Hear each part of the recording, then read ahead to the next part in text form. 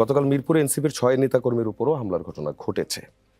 এসব ঘটনা বন্ধে আসলে দলগুলোর নিজস্ব কোনো রোল প্লেয়িং আছে কিনা? সরকার কিন্তু বলেছিল যে তারা সবার নিরাপত্তা দিবে, এমন একটা কথাও বলেছিল। কিন্তু একটা বিষয় বলেছিল, আমি জিজ্ঞেস করেছিলাম এই প্রোগ্রামে প্রেস সচিবকে, তিনি বলছিলেন যে তারা দলগুলোর সঙ্গে বসবেন এবং দলগুলোকে কিছু নিরাপত্তা মেকানিজম নিয়ে তারা এক ধরনের আলোচনা করবেন যে আপনি কিভাবে নিজেকে সেফ রাখবেন। এমন কোনো ঘটনা কি ঘটেছে এখন পর্যন্ত?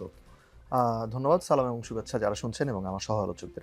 না, এখন পর্যন্ত এমন ঘটনা ঘটেনি। তবে আইন শৃঙ্খলা রক্ষাকারী বাহিনীর পক্ষ থেকে আমাদের কিছু যারা নেতৃবৃন্দ রয়েছেন, সিনিয়র নেতৃবৃন্দ, তাদের কে প্রোটেকশন দেওয়ার জন্য পুলিশ কিছু উদ্যোগ নিয়েছে, কিন্তু দলের সাথে আলোচনা করার এরকম কিছু হয়নি। এবং একই সাথে দেখুন, আরেকটা জিনিস আমরা দেখেছি যে স্বরাষ্ট্র উপদেষ্টা বলেছেন যে যারা প্রার্থী তাদের সকলের অস্ত্রের লাইসেন্স দেওয়া হবে বা এরকম কিছু একটা।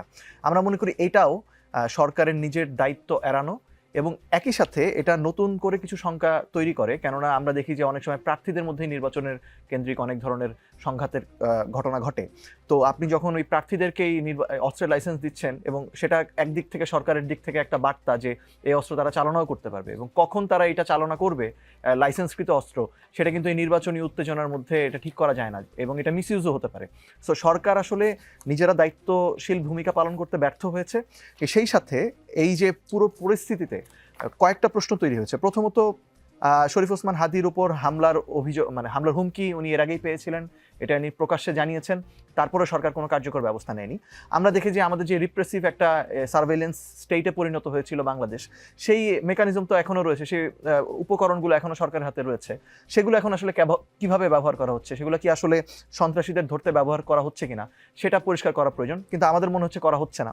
এর পরবর্তীতে ধরুন এইরকম একটা ঘটনা যেটি ওই দিন মানুষের ক্ষোভ এবং আবেগের মাঝখানে, এই যে হাদির মৃত্যুর পরবর্তী সময়ে এই যে প্রথম আলো, ডেইলি স্টার, ছায়ানটের মতো প্রতিষ্ঠানগুলোতে হামলা হলো, এই সময়ে সরকারের যে নিষ্ক্রিয়তা, সরকারের কার্যকর উদ্যোগ না নেওয়া, এটা কিন্তু এই প্রশ্নও তৈরি করেছে যে সরকারের মধ্যেই কোনো মহল কি আসলে এই ধরনের ঘটনাকে প্রশ্রয় দিচ্ছে কিনা। কেননা আমরা এর আগে দেখেছি যে যখন এর আগে প্রথম আলোর অফিসের সামনে যে আফত হয়েছে, ওইরকম বিভিন্ন ঘটনা ঘটেছে, সেই সময় কিন্তু আর্মি সেই জায়গায় যে এই ভবনগুলোকে প্রোটেকশন দিয়েছে। সো যখন আমরা দেখলাম যে এই প্রধান উপদেষ্টা জাতির উদ্দেশ্যে ভাষণ দিলেন, বিদেশ থেকে বিভিন্ন রকম উস্কানিমূলক বার্তা দেওয়া হলো, দেশের ভিতরেও অনেকে এই ধরনের কথা বললেন, এগুলো ঘটার পরে আমরা এমনটাও শুনেছি, প্রথম আলোর নির্বাহী সম্পাদক গতকাল বা পরশু তিনি বলেছেন যে তারা সরকারের সাথে যোগাযোগ করেছেন, কিন্তু সরকার কোনো ওইখানে ফোর্স পাঠায়নি। রাত 1টার দিকে ডেইলি স্টারের সাংবাদিক জাইমা ইসলামের যেই ফেসবুক স্ট্যাটাস, সেটা দেখে তার সাথে সাথে আমি ফোনে তার সাথে যোগাযোগ করি এবং তারপর আমি সেই জায়গায় আমাদের শাহবাগে উপস্থিত ছিলেন সাবেক উপদেষ্টা মাহফুজ আলম, তাকে এটা জানানোর পর সাথে সাথে তিনি সেখানে মাইক নিয়ে বক্তব্য দিয়ে এই ধরনের কাজ থেকে মানুষকে বিরত থেকে সংযত থাকার আহ্বান জানান। এবং আহ্বায়ক নাহিদ ইসলামের নির্দেশে আমরা বেশ কয়েকজন, সামান্তা শারমিন, নাহিদা সারওয়ান নিভা, আব্দুল্লাহ আলমিন এবং এম শোয়েব সহ, আরিফুর রহমান তুহিন, মনিরা শারমিন, এরা সহ আমরা ডেইলি স্টার কার্যালয়ের সামনে যাই। সেখানে যে আমরা যেটা দেখি, সেখানে হচ্ছে দমকল বাহিনীকে ঢুকতে দেওয়া হচ্ছে না, তাদের গাড়ি ফেরত দেওয়া হচ্ছে। সেখানে যে সেনাবাহিনীর উপস্থিতি ছিল সেটা যথেষ্ট ছিল না। পুলিশকে আমরা অনেক পরে সেখানে আসতে দেখেছি, র্যাবকে অনেক পরে আসতে দেখেছি, এবং সেই জায়গায় যেভাবে এই ক্রাউডকে কন্ট্রোল করা দরকার ছিল, সেই ক্ষেত্রে আইন শৃঙ্খলা রক্ষাকারী বাহিনীর আমরা দুর্বলতা দেখেছি। সো আমাদের প্রশ্নটা হচ্ছে যে আমরা তো দেখেছি অতীতে কিভাবে বাংলাদেশের সরকার, ধরুন আওয়ামী লীগের আমলেই যেভাবে করে বিরোধী মতকে দমন করা হয়েছে, আমরা বলছি না এইভাবে এখন দমন করতে হবে, কিন্তু ধরুন এরকম একটা নাশকতামূলক কর্মকাণ্ড যখন হবে, তখন আইন শৃঙ্খলা রক্ষাকারী বাহিনী কৌশলগতভাবে হোক বা যেভাবেই হোক, যে পরিমাণ উপস্থিতি তাদের সেখানে থাকা প্রয়োজন ছিল, সেই পরিমাণ উপস্থিতি ছিল না। যখন এটা থাকে না, তখন প্রশ্ন তৈরি হয় যে আসলে সরকার কেন কার্যকর উদ্যোগ নেয়নি। সরকার যদি কার্যকর উদ্যোগ না নেয়, তখন আমার আসলে প্রশ্ন তৈরি হয় যে তাদের মধ্যে কি কেউ আসলে এই ধরনের ঘটনাকে প্রশ্রয় দিচ্ছে কিনা। কেননা আমরা দেখতে পাচ্ছি ধারাবাহিকভাবে বিভিন্ন ঘটনায় পরিস্থিতি ঘোলাটে করে কিছু মহল এখানে রাজনৈতিক সুবিধা নেওয়ার চেষ্টা করছে।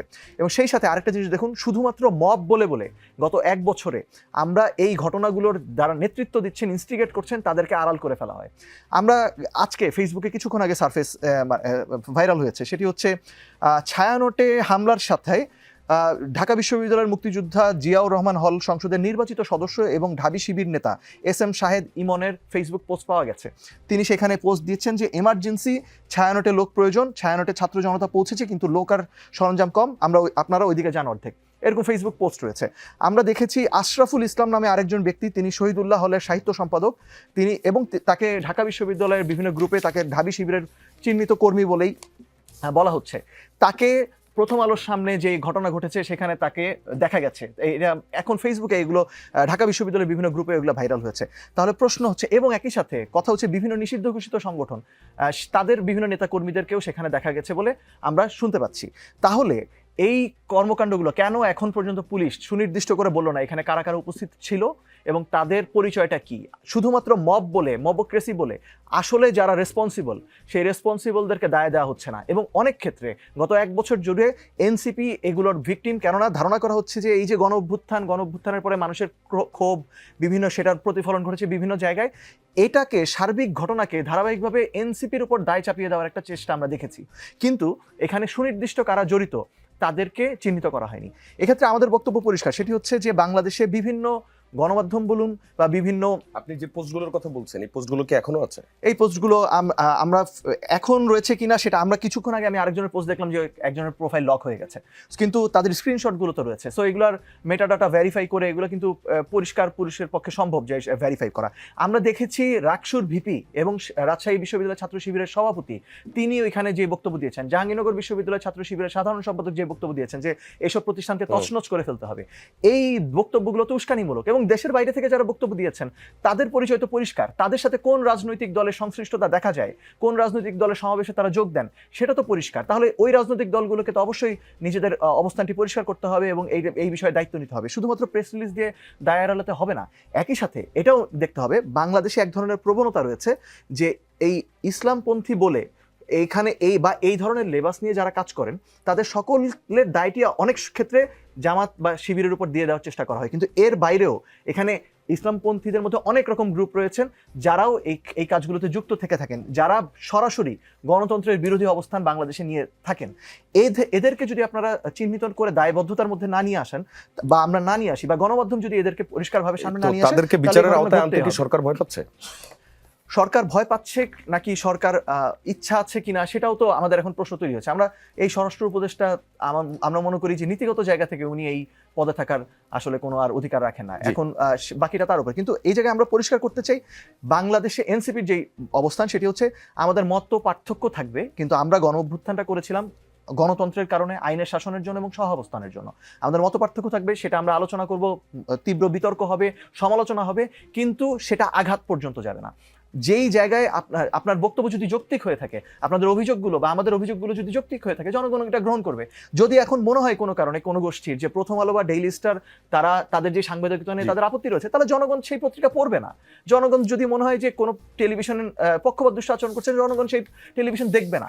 কিন্তু এই ধরনের ভ্যান্ডালিজম করে যেই কাজটি করা হয়েছে এটি বাংলাদেশের যে গণমাধ্যমের স্বাধীনতা এবং গণ অভ্যুত্থানকেও এক ধরনের যে আমাদের যে অর্জনটা গণতন্ত্র সেটাকে কিছুটা হুমকির মুখে ফেলেছে।